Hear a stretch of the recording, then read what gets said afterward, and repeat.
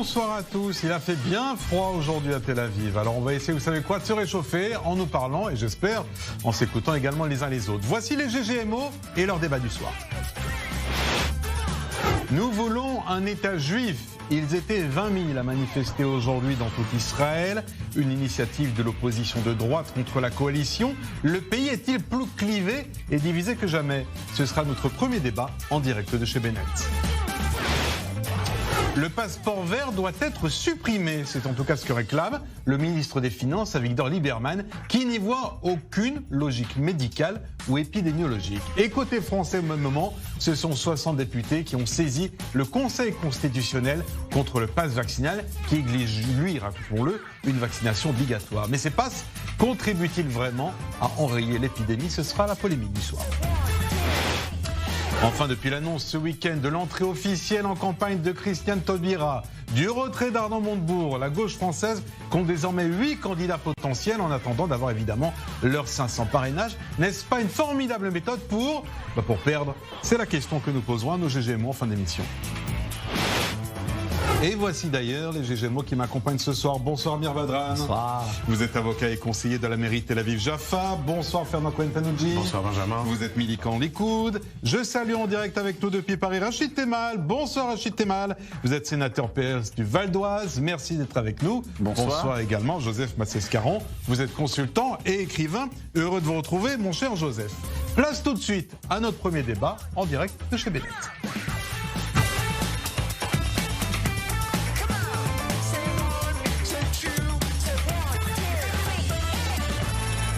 Vous vous souvenez tous de ces rassemblements du samedi soir qui réunissaient semaine après semaine les opposants à Benjamin Netanyahou, notamment devant sa résidence rue Balfour. Mais avec le nouvel gouvernement, eh bien, c'est l'inverse qui a été tenté aujourd'hui. Des manifestations contre le gouvernement Lapid-Bennett dans plus de 100 ponts et places dans le pays, de Netanya à Jérusalem, en passant par Tel Aviv. Jonathan Serrero, vous êtes avec nous depuis le rassemblement de Netanya. Est-ce que l'appel, Jonathan, a été entendu ? Oui, une centaine de personnes s'est réunie ce soir sur la place Hatzmaout de Netanya pour manifester contre le gouvernement dirigé par Naftali Bennett et Yair Lapid, contre la destruction aussi du centre talmudique de Homesh dans les territoires en Samarie, après notamment l'attentat qui avait eu lieu au mois de décembre dernier contre Yehuda Damantin. Vous vous souvenez, ce jeune étudiant donc de centre talmudique qui avait été tué dans une embuscade tenue par des terroristes palestiniens.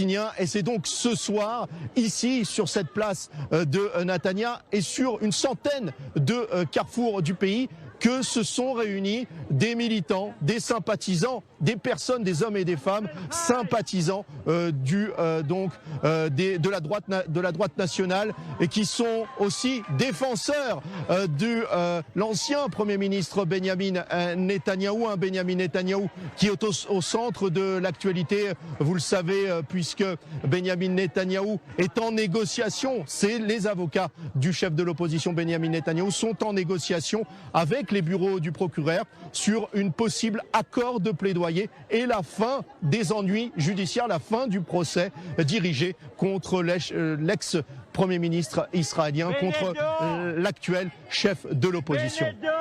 Merci Jonathan Serrero depuis le Kikar à la place de Netanya. Fernand Cohen-Tanoudji, on a entendu ces appels. Nous voulons un État juif, c'est son scandé les manifestants. Israël n'est plus un État juif aujourd'hui ? Israël a fait un léger shift, c'est-à-dire un léger décalage vers la gauche. Un léger décalage pour oublier un petit peu ce pourquoi tous les francophones sont montés en Israël, à savoir un retour à Sion, un retour vers leurs origines, vers leurs racines, celle d'un État juif. Le gouvernement Bennett a mis une croix, ou quasiment une croix, sur le sujet de la conversion, du mariage, de la cacheroute. Et je crois qu'il faut faire très attention aujourd'hui de ne pas redevenir un pays comme celui qu'on a quitté, c'est-à-dire la France. Donc pour vous, c'est la faute à la coalition ? C'est la faute à une coalition, à un amalgame, surtout un amalgame plus qu'à une coalition. Ouais. Amir Badran, vous n'êtes pas un partisan de cette coalition, mais êtes-vous pour autant solidaire de ce que disent les manifestants ? Ah non, au contraire, moi je trouve que il s'agit d'un tout petit groupe. Bien avant, j'ai toute la sympathie au monde pour les Français, ceux qui viennent en Israël, que ce soit à Netanya ou à Tel Aviv, j'adore les Français. Maintenant, entre ça et ce petit groupe qu'il ne faut pas prendre au sérieux, moi je vous le dis tel quel. Petit groupe, là on a vu Netanya, je précise qu'il y en a eu dans plus de 100 points dans le pays, du nord au sud, avec au total 20 000 manifestants. On va dire c'est peut-être moins que ce qui était espéré par les organisateurs. On rappelle tout de même que le soir en ce moment il fait quand même entre 3 et 5 degrés, hein, même à Tel Aviv. Oui, ça a dû peut-être aussi ralentir les envies de certains. Oui, bien sûr, bon, on peut je précise le contexte, mais c'est pas un petit groupe, c'est dans toutes les villes. On peut trouver tous les arguments pourquoi on n'a pas vu les masses, mais en tout cas, quand il s'agit des Français qui ont lancé ce petit mot-là dans tous les réseaux sociaux, en tout cas, on n'a pas trouvé les masses. Et il faut aussi préciser qu'en fait, il s'agit d'un groupe d'extrémistes qui entre autres, ils ont ce qu'ils revendiquent. En fait, ils sont en train de dire, ils refusent la laïcité de l'État juif, et ils sont en train de prôner qu'il faut remettre en place la halakha, c'est-à-dire parce que l'État juif est laïque. Ouais, l'État juif laïque, pardon, la laïcité. Oh, ils veulent la laïcité pour eux, c'est rien. Pour préserver l'État juif, il faut ramener la halakha, que ça soit la loi, que ça soit la loi de la halakha. La halakha sont les règles religieuses. Les règles religieuses. Et pour eux, c'est un blasphème. Un gros blasphème qu'en fait ce gouvernement s'est créé grâce à une coalition avec une liste arabe, du simple fait que ce sont des Arabes, non pas parce qu'ils détiennent des idées quoi qu'elles soient. Et de ce même, quand on a vu le reportage tout à l'heure, qui disait une de leurs revendications, c'est à cause de Homesh. Je rappelle ce que c'est Homesh. Homesh, c'est une colonisation qui a été faite par des extrémistes juifs en territoire palestinien occupé, qui d'ailleurs ont été déniés par le gouvernement israélien, par plusieurs Israéliens, des juifs, non pas des arabes, qui trouvent en eux des extrémistes. C'est une décision, c'est vrai, du gouvernement. La démocratie, mais je voudrais vous montrer à un point très très mauvais. Je voudrais vous montrer l'une des pancartes, justement, c'était non pas à Netanya, vous voyez, ça nous permet un petit peu de balayer les rassemblements du pays, mais cette fois-ci à Jérusalem. L'Alliance de France ne cautionne pas l'alliance avec le terrorisme. Donc là, on n'est pas du tout sur des considérations religieuses. Fernand Cohen-Tannoudji. Absolument. Ça dit quoi, cette pancarte? Qui est dénoncée? Ça dit plusieurs choses. Tout d'abord, la première chose qui est dite ce soir par l'ensemble des manifestants francophones qui étaient dans tous les carrefours du pays. J'arrive de Ra'anana où moi-même j'ai manifesté auprès de francophones. Pas question ici de pays laïques ou religieux. Ici, on parle de première chose.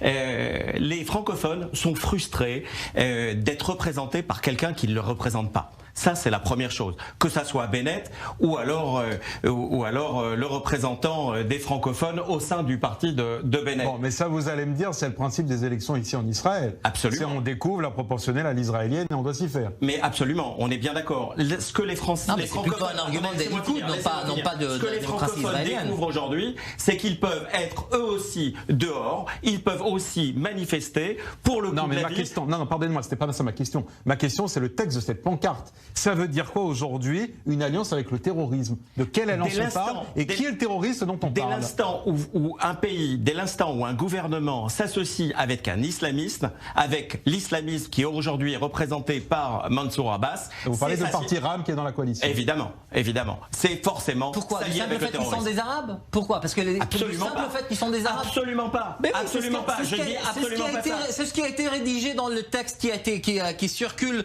parmi ces. Je ne sais pas quel texte, de quel texte vous faites partie. Elle vous choque cette pancarte, Amir Badran?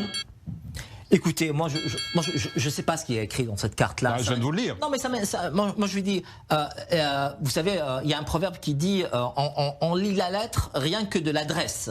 C'est-à-dire que en sachant qui est-ce qui est en train de lever cette pancarte-là, on comprend de quoi il s'agit. Et d'ailleurs, c'est pour ça que j'ai commencé à vous dire, il s'agit d'un groupe extrémiste qu'il ne faut pas prendre au sérieux. Il ne faut pas les prendre au sérieux. C'est des gens qui, à mon avis, les arguments qui n'ont pas été dits là, moi je vous le dis tel quel, c'est des arguments peut-être des supporters du Likoud, de Benjamin Netanyahu plutôt, qui essayent de faire en sorte peut-être d'influencer en quelque sorte, peut-être sur le sort de Benjamin Netanyahu qui est en question. Ça on en parle dans un instant. On va en parler. Mais il y a des rassemblements dans tout le pays. Il y a même Bezalel Smotrich à Netanya, donc c'est pas juste des francophones, ce sont des représentants dans tout le pays. Écoutez, à Netanya, il y a plus de 80% qui sont des francophones. D'accord, Bezalel Smotrich en l'occurrence il ne l'est pas. Ouais. J'aimerais avoir les réactions vues de Paris, Joseph Passescaron, parce que vu de France, peut-être que vous êtes surpris d'ailleurs de voir une opposition de droite qui descend dans la rue, c'est plutôt une chose peu commune en France. Oh, si, c'est quand même. Si, c'est pas quelque chose qui est inconnu. On l'a vu dans le passé et d'une manière d'ailleurs extrêmement forte pour un certain nombre d'occasions. Maintenant, sur la question, est-ce que Israël est en train de perdre son identité juive. Je rappelle quand même qu'ici, avec vous, on a débattu de propos qui étaient tenus par Mansour Abbas, qui rappelait que, en tout état de cause, Israël était un État juif. Voilà. Donc je rappelle juste cet élément pour les personnes qui auraient oublié ou qui auraient une mémoire de poisson rouge. Voilà. Donc ça montre bien. Alors c'est de bonne guerre. C'est de bonne guerre. Ce qui se passe est de bonne guerre. C'est-à-dire que autant la coalition qui est mise en place est une coalition tout sauf Netanyahou, voilà, et il y a une réponse qui leur est faite et ils essayent de faire une réponse qui est à la hauteur, évidemment, non seulement, bien sûr, de leur désir de revanche, mais aussi de la possibilité, et je crois que ce n'est pas un hasard politique, de voir Netanyahou revenir sur la scène politique israélienne. Netanyahou est en quelque sorte une sorte de Terminator, c'est-à-dire on a l'impression qu'en permanence, il peut lui arriver n'importe quoi, il va réapparaître. Oui, alors on va en parler dans un instant, mais justement, c'est peut-être son départ qu'il organise justement. Juste avant d'en parler, Rachid Temal, votre regard à vous, quand, vu de la France, pays de la laïcité, vous entendez, vous voyez des appels ici en Israël à demander à ce qu'Israël soit encore plus un État juif. Alors, bonsoir. D'abord, moi, sur la laïcité, donc c'est vrai que nous avons en France, la laïcité, c'est une vraie chance pour notre pays. Voilà, il faut la chérir, il faut même l'enrichir. Mais je sais bien que dans beaucoup d'autres pays, dont Israël, n'ont pas la même laïcité. Donc, il ne s'agit pas pour moi de plaquer un système sur un autre. Ce qui est clair, à mon avis, dans les manifestations, c'est la fin de Netanyahou, ou l'après-Netanyahou, pour être plus précis. Il y a eu d'abord un premier épisode avec cette coalition qui s'est créée contre, effectivement, Netanyahou. Et on voit bien que la négociation, d'après ce qu'on entend, entre ses avocats et la justice israélienne, pour qu'ils puissent à la fois ne pas être jugés, mais en même temps, il ne sera plus dans la politique, on voit bien que pour le Likoud, il s'agit d'essayer de tenter de recomposer d'abord, de fragmenter et de faire chuter la coalition du gouvernement Bennett, pour ensuite revenir aux élections. Donc on voit bien que derrière les manifestations, et encore une fois, il y a des motifs, mais on voit bien que derrière ça, pour le Likoud ou d'autres, il s'agit de préparer l'après. Mais c'est vrai que vous avez raison de le dire, c'est qu'en Israël, il y a la proportionnelle intégrale, ce qui fait que c'est fragmenté. Et donc chaque petite composante, parfois 3, 4, 5, 6, 7 députés peuvent faire ces composantes, j'allais dire la pluie et le beau temps. Donc on voit bien que moi je pense que ces manifestations-là, c'est dans un cadre plus global, qui est encore une fois l'après Netanyahou, et donc la question de la survie de la coalition Bennett et l'espoir pour le Likoud de revenir aux affaires. Alors je vais préciser d'ailleurs, pour ceux qui nous suivent jour après jour, qu'en effet, cette semaine est cruciale pour Benjamin Netanyahou, puisque depuis hier, l'ancien Premier ministre négocie un accord de plaidoyer. Autrement dit, pourrait reconnaître certains griefs qui lui sont reprochés pour se retirer 7 ans, ou plus ou moins, en tout cas il est question actuellement de 7 ans de la vie politique, et éviter la casse procès, éviter aussi la casse prison. Mais comme j'ai un avocat à mes côtés, Amir Badran, imaginons un instant que ce soit vous l'avocat de Benjamin Netanyahou. Ce serait peut-être l'un de vos pires cauchemars d'ailleurs, j'en sais rien.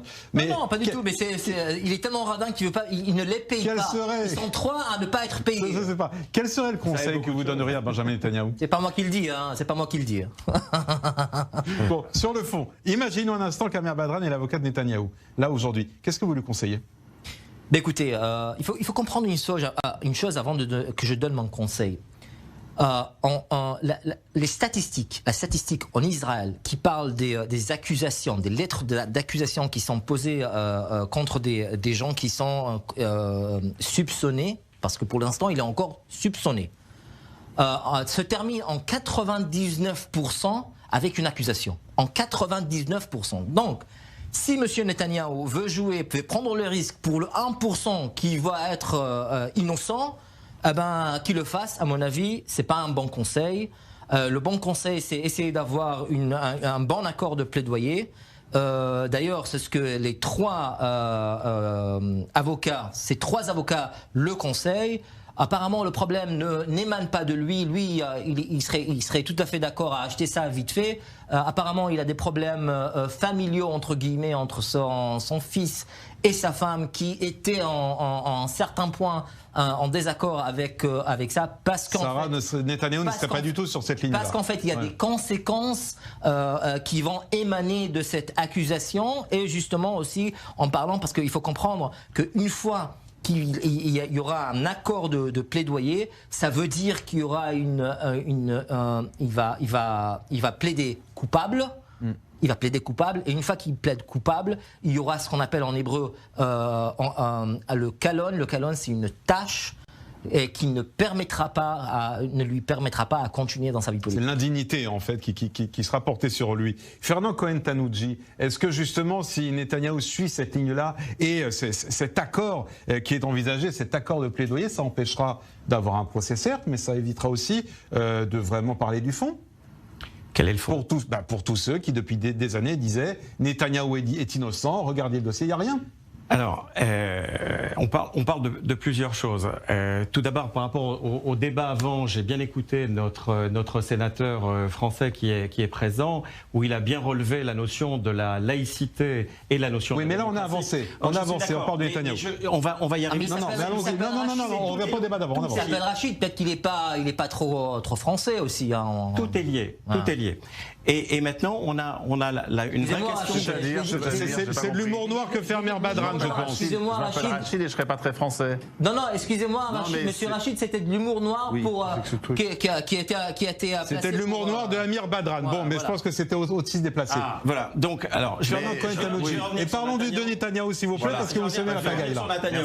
Alors, à mon avis, concernant l'accord du parquet Netanyahou, si Netanyahou décide aujourd'hui d'être au niveau de signer un accord avec le parquet, à mon avis, ça sera un sacrifice. Il va se sacrifier en fait pour éviter un procès qui sera destructeur pour le pays. C'est ce que je pense aujourd'hui. Donc le sacrifice de Netanyahou pour sauver l'État. Absolument. Mais il se prend pour qui? Pour le pays? C'est sans procès à lui. Personnellement, c'est pas le pays qui est en procès. Tous les témoins tombent les uns après les autres. Vous le savez aussi bien que moi. Si tous les témoins tombent les uns après les autres, pourquoi est-ce qu'il fera un accord de plaidoyer? Pourquoi est-ce qu'il va? Pourquoi est-ce qu'il dit oui, je suis coupable? Parce qu'aujourd'hui, il veut préparer l'avenir. Il veut préparer l'avenir et il veut préparer aussi sa succession au Likoud. Et c'est qui l'avenir? Alors, il y a aujourd'hui trois possibilités qui sont flagrantes. La première, au sein même du Likoud, c'est Nir Barkat. Vous allez le soutenir, vous? C'est Nir Barkat. Mais ça veut dire qu'en tant que supporter de Netanyahou, vous allez accepter de tourner la page. Parce que parmi les manifestants qu'on a vus aujourd'hui à Netanya, à Jérusalem, ailleurs, ce sont des gens qui imaginent le retour de Netanyahou. Dès l'instant où Netanyahou aura décidé de tourner la page, le Likoud tournera la page. Pour l'instant, si Netanyahou reste en place, il est le leader absolu du Likoud. Bon, écoutez, donc un bibis qui est prêt à tourner la page aussi rapidement. Mais c'est intéressant, pourquoi pas? Parce que je ne crois pas que c'est ce que pensent les gens qui ont manifesté aujourd'hui. Je voudrais avoir des regards depuis Paris. Joseph Massescaro, par exemple. Parce que c'est vrai qu'on aime ou non Netanyahou, on a l'impression qu'on va peut-être assister là, dans les jours qui viennent, à la sortie d'un géant, entre guillemets, par la petite porte. Oui, mais encore une fois, j'ai du mal à le croire, vu de l'extérieur. J'ai du mal à le croire. Parce qu'on a tellement débattu sur le fait qu'il puisse sortir en effet par la petite porte ou par la grande porte. On l'a tellement dit, on l'a tellement répété, soit à l'issue d'élections, soit évidemment avec toutes les casseroles qui étaient presque une batterie de cuisine qu'il traînait derrière lui, que Franchement, il faudra vraiment, véritablement, hein, quand j'ai parlé de Terminator, il faudra vraiment que ce soit officiel. Et d'ailleurs, dans les propos qui viennent d'être tenus, on sent bien que le Likoud est suspendu à est suspendu au desiderata de Netanyahou, et que c'est lui qui dira, voilà, qui pour lui-même, comme César, lèvera le pouce ou le tournera. Voilà. Donc moi j'ai du mal. C'est-à-dire, tant que ce n'est pas arrivé, j'ai encore du mal à y croire. Voilà. Rachid Temal, c'est à la fois une déflagration judiciaire et politique qui s'annonce avec cette histoire. Et l'issue prochaine?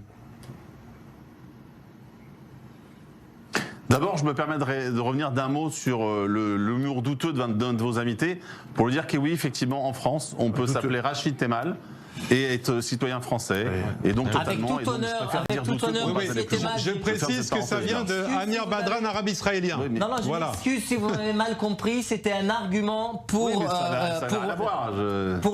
pour l'invité qui est en face de moi. Je pense que c'est bien de faire attention. Je pense que c'est bien de faire attention et qu'il n'y a pas de souci. Bon, deuxième point. L'excuse est dite et j'espère que l'incident est clos. Rachid Temal, parce qu'il n'y avait aucune intention négative à votre encontre de la part de votre invité. C'est clos.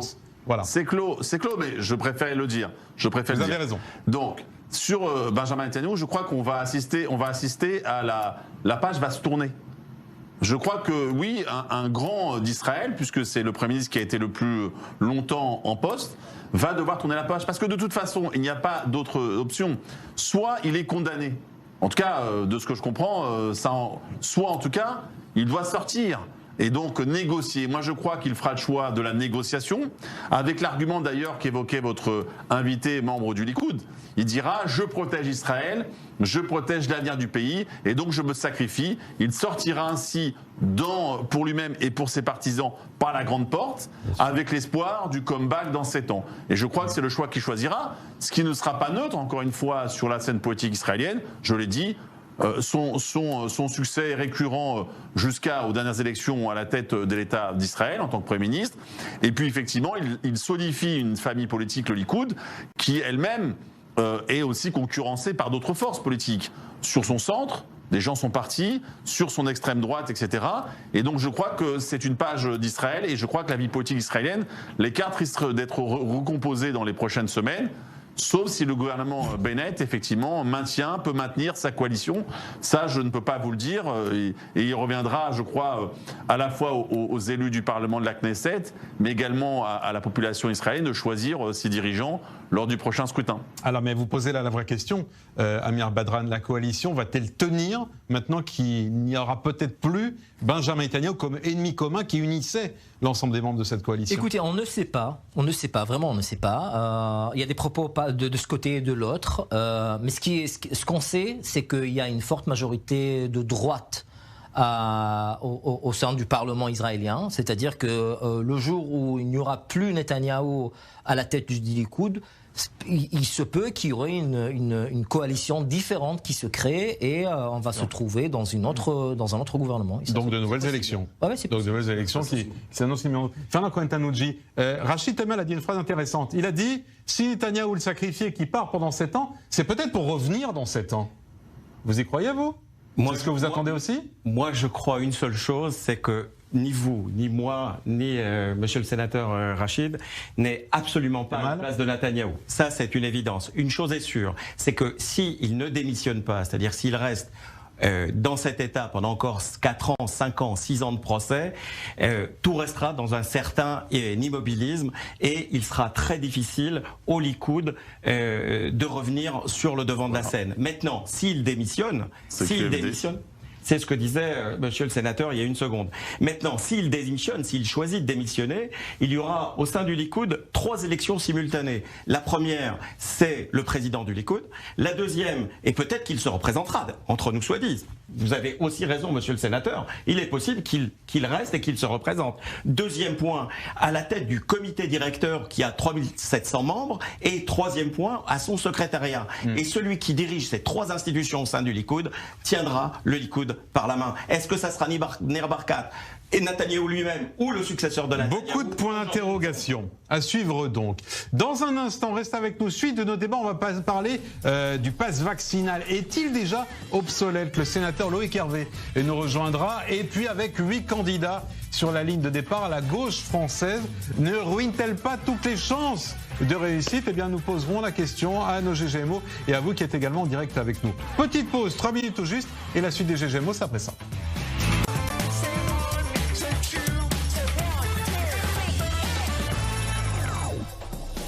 Et merci de votre fidélité au Grande Gueule Moyen-Orient, en direct avec nous depuis Paris et Tel Aviv. À mes côtés à Tel Aviv, Amir Badran, vous êtes avocat et conseiller à la mairie de Tel Aviv Jaffa. Fernand Cohen-Panoggi, vous êtes militant Likoud. En direct avec nous depuis Paris, Rachid Temal, sénateur PS du Val d'Oise, ainsi que le consultant écrivain Joseph Massé-Scaron. 2 chiffres ce soir qui vont évidemment lancer le débat qui vient. 464 000, c'est le nombre de nouveaux cas Covid détectés en France. Véritable record au même moment en Israël. 65 000 nouveaux cas Covid. Et au milieu de tout ça, évidemment, une polémique autour de pass.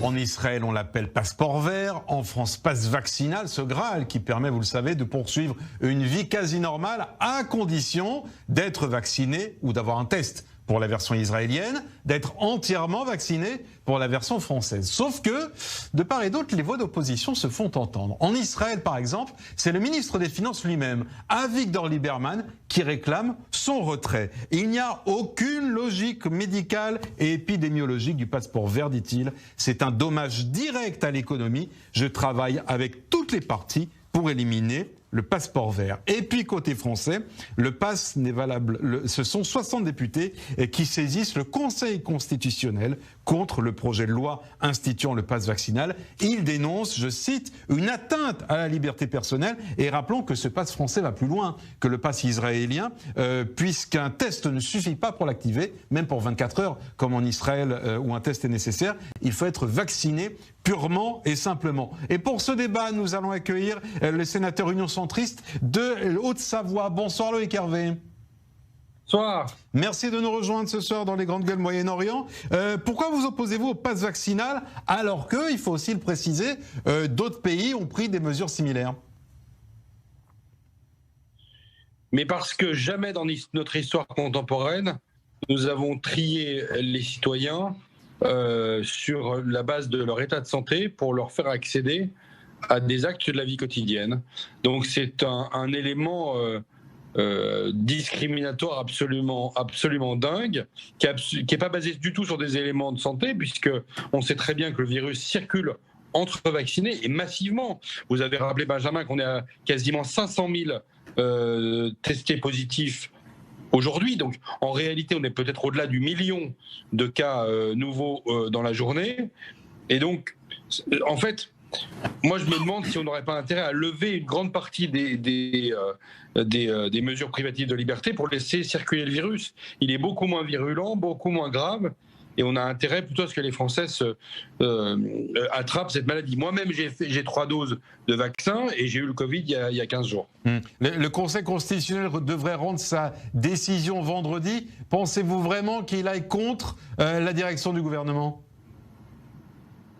Si on est raisonnable, il devrait quand même s'interroger sur un certain nombre de choses. Je pense en particulier à la proportionnalité, à la temporalité. Enfin, le gouvernement peut avoir recours au pass vaccinal jusqu'à fin juillet. Donc, il y a une petite question là-dessus. Maintenant, je sais très bien que depuis qu'il a été saisi, c'est-à-dire sur les 12 lois qui l'ont été soumises, il en a en fait examiné 11, puisque la première n'a pas été soumise au Conseil constitutionnel, mais il a la plupart du temps, il a suivi l'action du gouvernement, il n'a pas censuré de manière très lourde. En revanche, on peut quand même constater que les juridictions administratives, je pense notamment au tribunal administratif de Paris, au tribunal administratif de Versailles, ont quand même censuré des actes des préfets. Donc on peut avoir quand même entre guillemets, pour la position qu'est la mienne, une bonne surprise vendredi. Alors Loïc Hervé reste avec nous, je voudrais avoir les réactions des uns et des autres, à commencer par Rachid Temal qui est en direct avec nous depuis Paris. Quel est votre regard, Rachid Temal, sur ce pass vaccinal alors qu'on a l'impression qu'il y a un décalage aujourd'hui entre la réalité du variant Omicron et les décisions politiques qui sont prises? Presque un retard. Oui, vous avez raison. D'ailleurs, on sait bien que la proposition de passe vaccinale, elle ne répond pas à Omicron. Je pense qu'il y a plusieurs sujets dans le sujet. Il y a d'abord la vague que nous connaissons avec Delta qui se part et puis Omicron. Là, il faut rappeler aux Français que c'est des mesures sanitaires de santé publique qu'il faut. Il faut renforcer l'hôpital, il y a les gestes barrières et il y a la vaccination.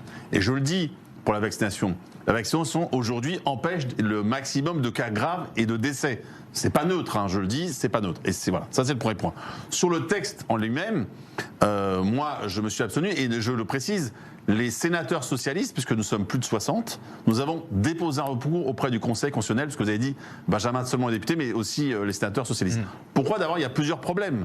Par exemple, moi ce que je regrette, parmi les points qui font que je me suis abstenu en seconde lecture, c'est que par exemple il y avait un dispositif de sortie du pass que nous avions obtenu, à savoir d'ailleurs proposé par la droite aux premières lectures qu'il a retiré, c'est-à-dire que quand vous avez un niveau, je ne vais pas rentrer dans l'aspect technique, mais il y a une décroissance du nombre de personnes contaminées, hop, vous sortiez du pass. Il y a aussi la question du fait qu'il n'est pas possible que la moitié de la population, je pense aux restaurateurs et autres, contrôle l'autre moitié. Donc il y a des éléments qui posent problème dans ce dispositif-là, donc sur lequel nous avons porté recours. Mais c'est pas pour les mêmes raisons que Loïc Hervé. Système de contrôle, parce que ce n'est qu'un système de contrôle. Le pass. Parce que Loïc Hervé, c'est sur l'idée qu'il y a derrière. Que je connais bien. C'est pas sur les points que vous énoncez là.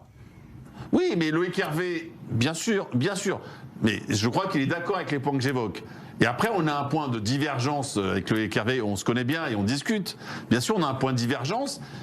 Loïc Hervé pense qu'effectivement, il y a une logique, c'est une stratégie de faire circuler le vaccin. Je rappelle une chose, pour pas être trop long. D'abord, le gouvernement a changé son fusil d'épaule, notamment de laisser circuler le vaccin sans l'assumer et le dire.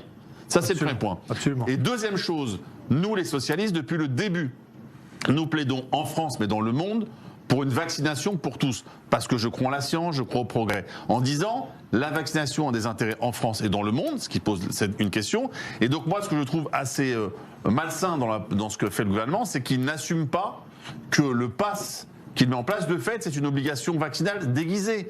Et je crois que c'est jamais bon dans une crise de ne pas dire la vérité aux Français. Donc c'est là où nous avons une différence avec Loïc Hervé, et il sait que je le respecte totalement, comme avec le gouvernement. Le gouvernement dit, oui, c'est une obligation vaccinale déguisée. Et bien je pense qu'en santé publique, on ne doit pas dire aux Français que ça doit être déguisé, ni de les emmerder. Ouais. On doit dire aux Français la réalité. Et donc le gouvernement a changé son fusil d'épaule, n'assume pas des politiques publiques, et je crois que ça crée le chaos. Et dernier point, pour pas être trop long, il faut aussi que le gouvernement accepte dorénavant d'aller vers des gens, je ne parle pas des anti-vax, mais des gens qui sont loin. Moi j'ai défendu un amendement, on sait très bien qu'aujourd'hui, plus vous êtes pauvre et plus vous habitez loin des centres urbains, et moins vous êtes vacciné. Pas parce qu'ils ne souhaitent pas, mais il y a une question d'appréhension, de compréhension de cela. Donc il y a aussi un vrai boulot à mener. Donc vous voyez bien, c'est qu'il y a cette question du pass, mais c'est une santé publique globale qu'il faut aujourd'hui défendre. Joseph Massescaron, à la fois sur ce pass vaccinal, et je vous repose la question, Joseph, du début, on a l'impression qu'il y a un décalage entre la réalité de ce variant et l'instauration de ce pass.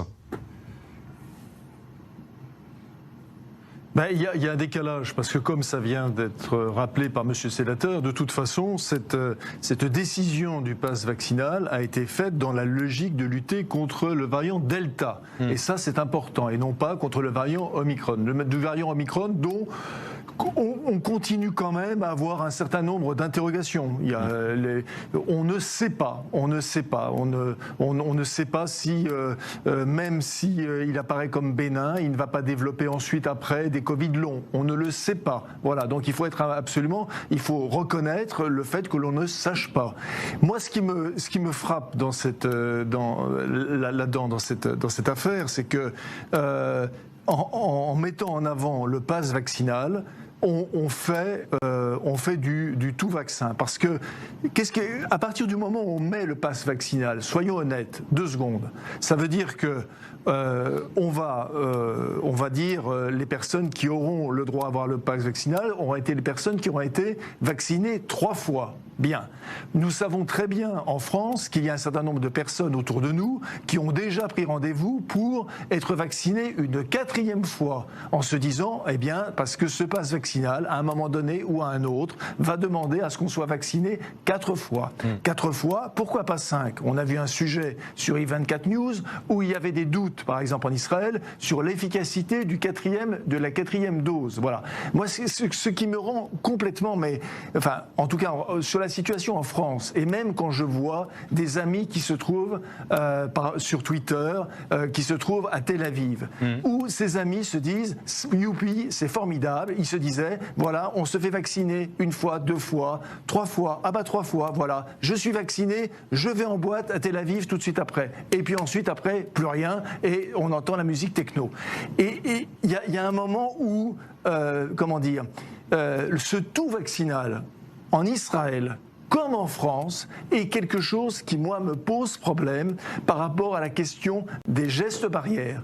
Si on appelle à la responsabilité des personnes, moi, il se trouve que je viens de passer 3 semaines dans un pays qui s'appelle le Pérou, voilà, où il y a eu des débuts qui ont été des débuts terribles, comme partout en Amérique latine, et ensuite, après, il y a des décisions qui ont été prises, à la fois de vacciner les gens, à la fois un pass sanitaire qui est l'équivalent du pass vert en Israël, mais en même temps sur les gestes barrières. Tout le monde, même dans le village le plus perdu des Indes péruviennes, tout le monde dans la rue, et écoutez-moi bien, porte le masque. Il n'y a pas une personne qui ne porte pas un masque. Quand vous entrez même dans des endroits qui sont des endroits publics, vous êtes même obligé de mettre un double masque. Voilà. Résultat sur les contaminations, aujourd'hui, pour un pays de 33 millions d'habitants, on en est à 3200 par jour. Voilà. Ce qui n'est pas exactement le cas de ce qui se passe en France. Je ne dis pas, évidemment, bien sûr, que le Pérou n'est pas un exemple. Évidemment, bien sûr. Simplement, par pitié, la question des gestes barrières, la question de port du masque, il y a un moment donné... Le vaccin, ce n'est pas tout. Il faut arrêter ce tout vaccinal. Oui, le vaccin, d'ailleurs, on l'a vécu ici. J'ai des activités. J'ai des activités. Dans Paris, par exemple, je fais du sport. Bon, je fais du sport dans une salle de sport. J'entre, on ne regarde même pas mon passe vaccinal. Je suis sur des appareils de sport. Personne ne porte un masque. Personne n'en porte. Arrêtons l'hypocrisie. Il y a le nombre d'endroits à Paris où on ne porte pas de masque ce que vous soulignez, Joseph, est très juste. C'est un relâchement général, mais depuis 1 an d'ailleurs, il y a un relâchement général. Je me souviens qu'il y a 1 an et demi, 2 ans, on mettait des gants, on laissait même les portes ouvertes dans les entreprises pour éviter que les gens simplement appuient sur une poignée de porte. Vous avez raison, il y a un relâchement totalement par rapport à ça. Mais puisque vous parlez de ce qui se passe à Tel Aviv, je veux avoir vos réactions aux uns et aux autres ici. Vous, Amir Badran, quand on entend par exemple un ministre qui déclare tout simplement que même pour lui désormais, il n'y a plus de raison d'avoir un passeport vert. Écoutez, il n'y a pas qu'un ministre, il y a aussi les épidémiologistes, les docteurs, les professeurs, les chercheurs qui tiennent une théorie, ici en Israël en tout cas, qui disent il est temps d'arrêter tous ces confinements, tous ces quarantines. Par rapport à la contamination, on est en train de parler, on parlait de 14 jours de confinement, après on est descendu à 10, après on est descendu à 7. Aujourd'hui, on est en train de parler de 5 jours de contamination parce qu'en disant que le 5e jour, 85% de... Confinement désormais de 5 jours. Voilà. 85% des gens ne sont plus contaminés au bout du 5e jour. Écoutez, ici en Israël, c'est le chaos total. C'est peut-être aussi parce que le marché du travail est totalement paralysé. Ben, ça aussi, bien sûr. Bien sûr, on est dans une situation catastrophique. Donc c'est plus pour des raisons économiques que des raisons sanitaires. Pas seulement. Il faut voir aussi la situation dans laquelle se trouvent nos enfants qui restent à la maison, qui vont pas dans les écoles, qui vont nulle part. Les parents sont paralysés, l'économie s'effondre. Et les petites et les moyennes entreprises sont dans un chaos total. Et tout ça, ça nous mène dans une situation intolérable qu'on peut plus continuer comme ça. Fernand Cohen-Tanji, vous êtes 4 fois vacciné. Hein. Je suis 4 fois vacciné. Benjamin Pétrovert, juste une seconde. Oui, Benjamin Pétrovert, juste une seconde. Il faut bien mesurer pour les Français qui vous regardent en ce moment, ils sont sûrement absolument nombreux, que Israël a été à un moment donné un modèle. Un modèle, voilà. Et avec raison. Et à l'époque, avec raison. Mais alors, qu'est-ce que ça vous inspire qu'il y ait cette marche arrière totale côté israélien, Joseph? Justement, Joseph Massescaron, qu'est-ce que ça vous inspire, le fait qu'il y a un décalage total entre la France, qui va en ce moment même vers des mesures plus dures avec ce pass vaccinal, et l'autre côté, Israël, visiblement par la voix de ce ministre, et ce sera peut-être suivi, plutôt dans le sens d'une ouverture ou d'un lâcher-prise? Il faut voir ce qui a changé. Ce qui a changé, tout simplement. Mais dans les deux cas, dans les deux cas, pardonnez-moi, Benjamin Pétrovert, dans les deux cas, enfin franchement, les gestes barrières, c'est important. Les gestes barrières, c'est capital. Vous l'avez dit. Les gestes barrières, ça devrait être la première des réactions. Voilà. Oui, mais je l'ai dit. Vous l'avez dit. Je l'ai dit. Mais dans un cas, on fait le tout vaccinal, et dans un autre cas, on dit voilà, il faut que les personnes puissent avoir le droit d'aller librement. Et le fait de porter un masque, voire deux masques, c'est quelque chose d'absolument donc c'est la conciliation contraire à l'esprit des lois. Que sais-je encore. On est d'accord, ce qui a changé, c'est un changement de gouvernement, c'est un changement de politique, c'est l'arrivée de la cacophonie, et pour une fois, nous sommes entièrement d'accord sur ce point avec Maître Badran. Aujourd'hui, on est dans un laisser-faire total. Pour moi, en ce qui me concerne, j'ai choisi d'être vacciné 4 fois parce que je suis volontaire dans une association humanitaire, et je suis à même à voyager en dehors des frontières, et je souhaite être protégé au maximum. Mais vous êtes pour la vaccination obligatoire? Alors, je suis pour la vaccination obligatoire parce que c'est la chose qui est pour moi, à mes yeux, la moins hypocrite. Loïc Hervé, qu'est-ce que ça vous inspire, cette situation ici en Israël? Ah non, non. Il a le droit de le penser. Mais c'est peut-être la différence entre Paris et Tel Aviv sur cette question-là. Loïc Hervé.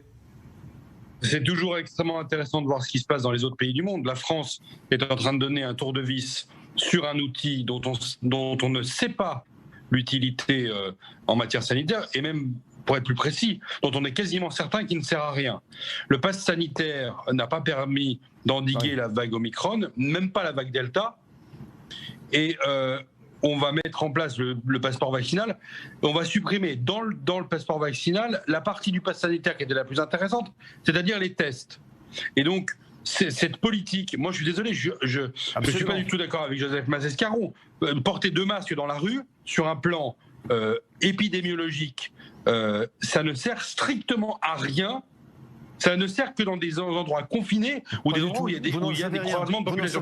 C'est d'ailleurs le tribunal administratif de Paris qui l'a reconnu, puisque la mesure est disproportionnée. Pardonnez-moi, c'est pas vrai. Pardonnez-moi, c'est pas vrai. Et ça se trouve dans des pays. Arrêtons de nous croire en France plus intelligents que dans les autres pays du monde. Arrêtons de nous croire plus intelligents qu'en Asie. Arrêtons de nous croire plus intelligents qu'en Chine, qu'au Japon, que sais-je. Arrêtons de croire ça. Non, il se trouve que le fait de porter un masque, c'est parce que à un moment donné, on peut se trouver en effet près d'une personne. Et simplement, moi, ça me paraît un mouvement normal de responsabilité. Je ne me sens pas entravé dans ma liberté, d'accord, de ce point de vue-là. Et je continue à dire que nous ne savons pas, il y a plein de choses que nous ne savons pas, et qu'en attendant, le premier des éléments, c'est bien sûr, évidemment, il faut être vacciné. Je suis vacciné, etc., etc., bien sûr, contre les formes graves, pour éviter de développer les formes graves, mais qu'il faut également revenir à cette question des gestes barrières. Je suis désolé. Et si les personnes chouinent et trouvent, pardonnez-moi, qu'il y a une entaille à leur liberté, ça veut dire qu'ils ne savent pas ce que c'est que la liberté.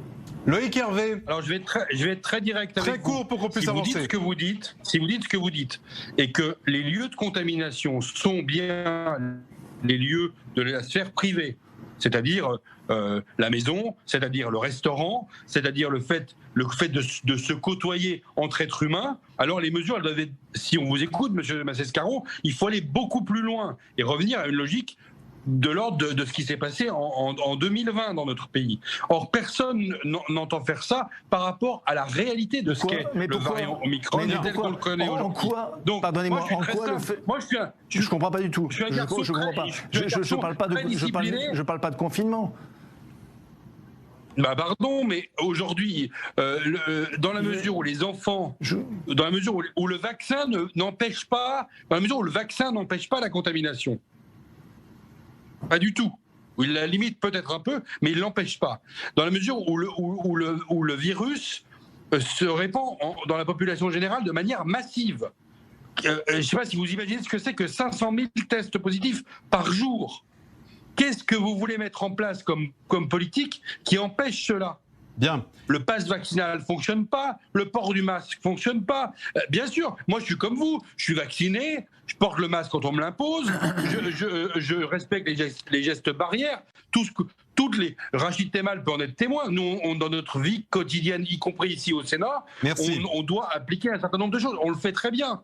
Mais donc on a un décalage, si vous voulez. Et moi je pense qu'aujourd'hui, il faut alléger les contraintes. Excusez-moi, j'ai une question. Monsieur le sénateur, j'ai une question directe. Monsieur le sénateur, j'ai une question.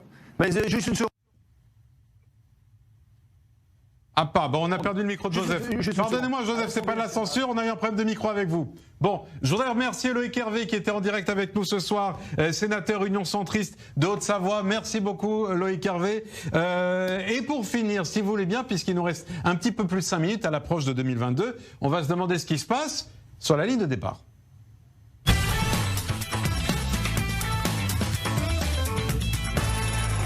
Et plus précisément, c'est sur la ligne de départ à gauche que nous allons nous arrêter. On a appris ce week-end l'entrée en course de Christian Taubira. Cet après-midi, la sortie de course d'Arnaud Montebourg. Au total, cela fait 8 candidats qui, en cumulé, n'attirent qu'un quart de l'auditoire. Rachid Temal, évidemment, c'est vers vous que je vais me tourner d'abord. Socialiste convaincu que vous êtes. On a l'impression des fois que votre camp fait tout pour être une machine à perdre. Voilà, c'est grave. Oui, vous avez raison, socialiste convaincu et pour toujours. Mais il y a deux choses, si je peux me permettre. D'abord, dans ce que vous montrez comme image, il y a des gens qu'on ne peut pas dire que je vais gouverner avec eux. Madame Artaud, Monsieur Mélenchon, et je crois qu'il y en a un autre, je ne connais pas son nom. En fait, ils sont d'extrême gauche et moi, je n'ai jamais vocation, et j'ai jamais vocation à gouverner avec eux. Donc, si on parle de la gauche, on va dire ce que j'appelle la gauche qui a déjà gouverné ensemble, la gauche plurielle, la gauche qui a été avec aussi François Hollande, on va dire la gauche réaliste. Il y a aujourd'hui plusieurs candidats, trop de candidats, nous sommes d'accord.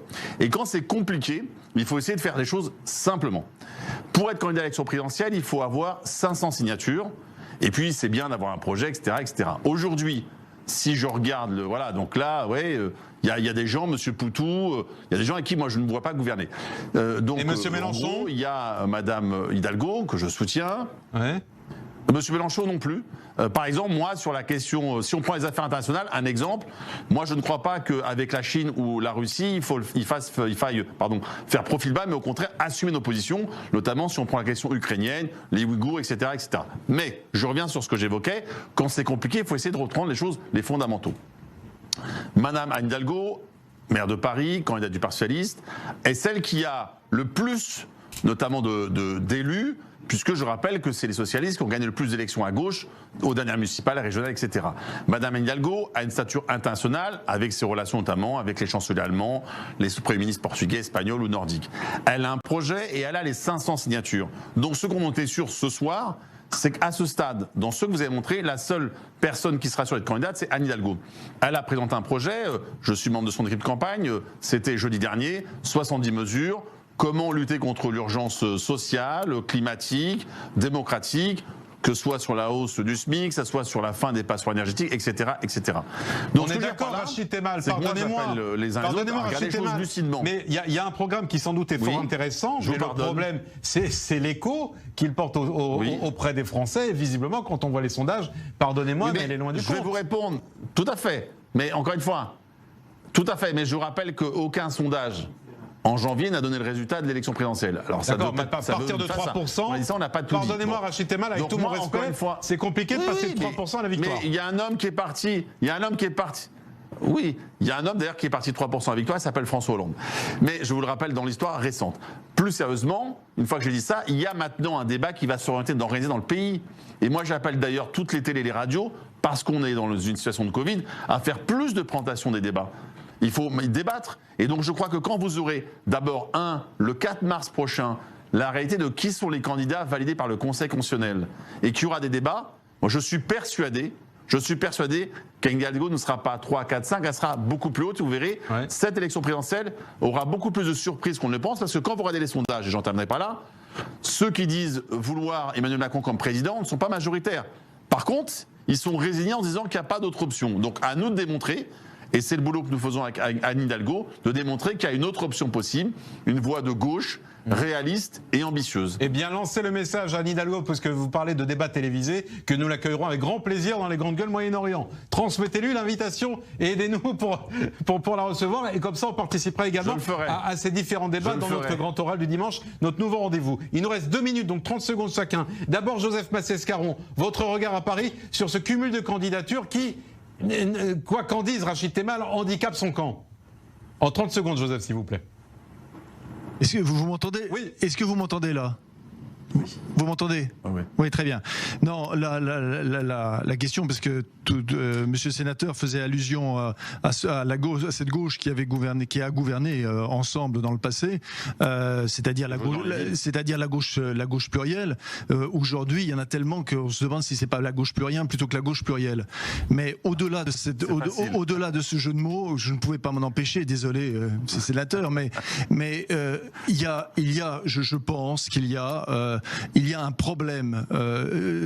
Il y a un problème Anne Hidalgo. Il n'y a pas de problème Parti socialiste. Il a été rappelé en effet qu'il y a des élus du Parti socialiste, que le Parti socialiste a des messages, que le Parti socialiste a des propositions, que le Parti socialiste, etc., etc. Elles peuvent être critiquées, elles doivent être critiquées, elles doivent aussi être entendues, mais malheureusement, comme on dit en langage de consultant politique, même si je déteste ce langage, Madame Anne Hidalgo n'imprime pas. Elle n'arrive pas à imprimer. Est-ce que c'est que Anne Hidalgo? Est-ce que c'est que Anne Hidalgo?